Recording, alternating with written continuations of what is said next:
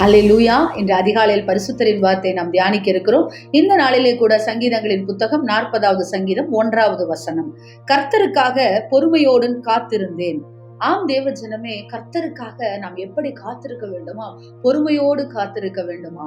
இதோ நாம் கேட்பது எல்லாவற்றையும் கர்த்தர் உடனே செய்ய வேண்டும், உடனே செய்ய வேண்டும் என்று சொல்லி, அப்படி செய்யாவிட்டால் அவர் கர்த்தர் அல்ல, அவர் எனக்கு பதில் கொடுக்கிறது அல்ல என்று சொல்லி, இதோ சோர்வினால் நீங்கள் பாதிக்கப்பட்டு இருக்கிறீர்களா?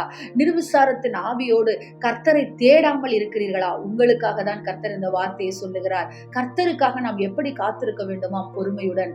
இதோ ஆபிரகாம் காத்திருந்தான். 25 வருடம் கர்த்தர் சொன்ன வாக்குத்தத்தம் நிறைவேறும்படியாக, ஈசாக்கை பெற்றெடுக்கும்படியாக காத்திருந்தான்.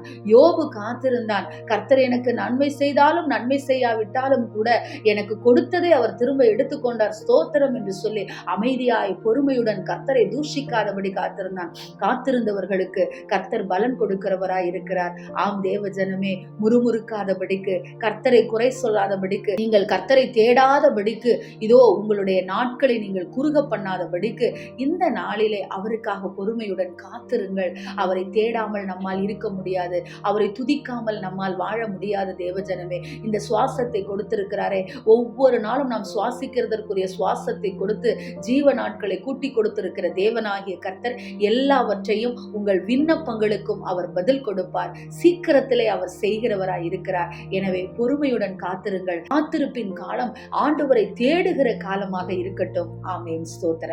எங்களை நேசிக்கிற எங்கள் நல்ல தகப்பனே, இந்த நாளிலே நாங்கள் கேட்ட வார்த்தையின் பிரகாரமாக உங்களுக்காக நாங்கள் பொறுமையுடன் காத்திருக்க எங்களுக்கு கிருபை கொடுங்கப்பா.